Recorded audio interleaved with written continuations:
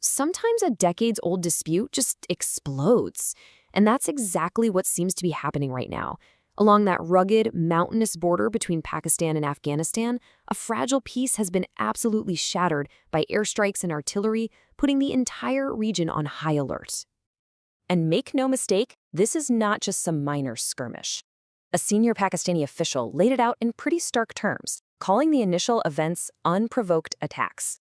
So if you're looking at this from Islamabad's point of view, this was an act of aggression that demanded a really decisive response, sealing the border completely.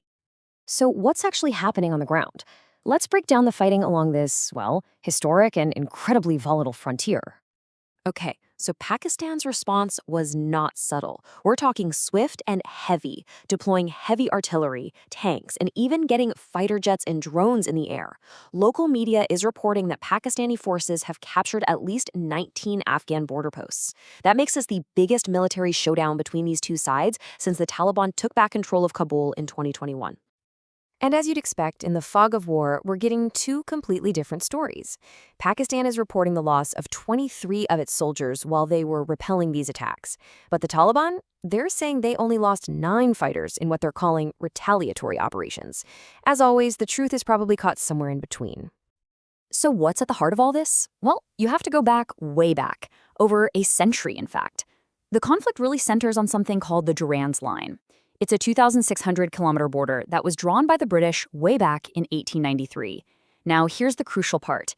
It split the indigenous Pashtun people right down the middle, and no Afghan government, not one, including the Taliban, has ever officially recognized it as a legitimate international boundary. Right, so this major escalation didn't just happen in a vacuum. The big question is, why now? Why did Pakistan decide to launch such a huge military operation at this exact moment? Well, to understand that, you've got to look at what's been happening inside Pakistan just over the last month or so. It has been brutal. A series of devastating attacks carried out by the Tehrik-e-Taliban Pakistan, or the TTP. And you can see the casualty count has just been climbing and climbing, from Tura Valley to a police school, putting immense pressure on the Pakistani government to do something.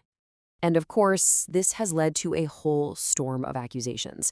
Pakistan is firmly convinced the Afghan Taliban are giving safe haven and support to these TTP fighters.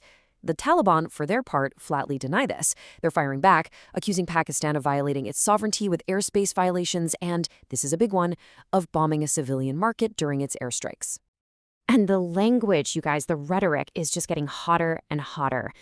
Just listen to this quote from Pakistani Minister Mohsin Naqvi, accusing Afghanistan of playing a game of fire and blood.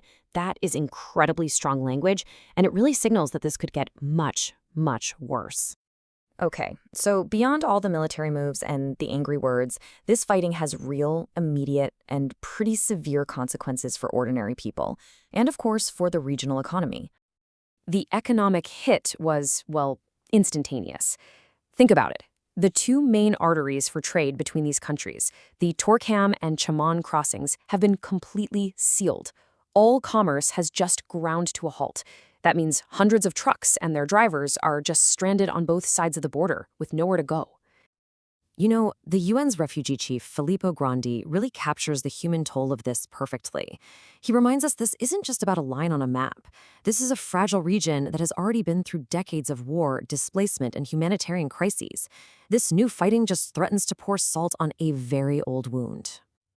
So, with the border basically on fire, how is the rest of the world reacting to this dangerous situation? Are they picking sides? Let's take a look. Now, this is really interesting. You might expect Pakistan's closest allies to be cheering them on, right? Well, not exactly. Saudi Arabia, who just signed a mutual defense pact with Pakistan, isn't offering military support. Instead, they're publicly calling for self-restraint and telling both sides to avoid escalation. And we're hearing a very, very similar tune from another regional heavyweight, China. Beijing is also pushing for calm, really hammering home the need for dialogue and consultation to stop this from turning into a wider conflict that could destabilize everything. But maybe, just maybe, all this diplomatic pressure is actually starting to work. In what feels like a real glimmer of hope, Kabul has announced it's pausing its attacks, and they say it's happening at the specific request of Qatar and Saudi Arabia. It's a sign that maybe some back-channel diplomacy could pull both sides back from the brink. And then, in a twist that I don't think anyone saw coming, former US President Donald Trump decided to weigh in. He remarked that he's good at solving wars. It's just it's a very surreal piece of commentary on an already incredibly tense situation. So that brings us to the final crucial question. It's this incredible tightrope walk, right? On one hand, you have international powers calling for peace and some real signs of de-escalation. But on the other, you still have troops clashing and borders sealed shut. The situation is unbelievably tense, which leaves us all wondering, is this just a fiery but short-lived border clash? Or are we watching the first chapter of a brand new, devastating war in South Asia?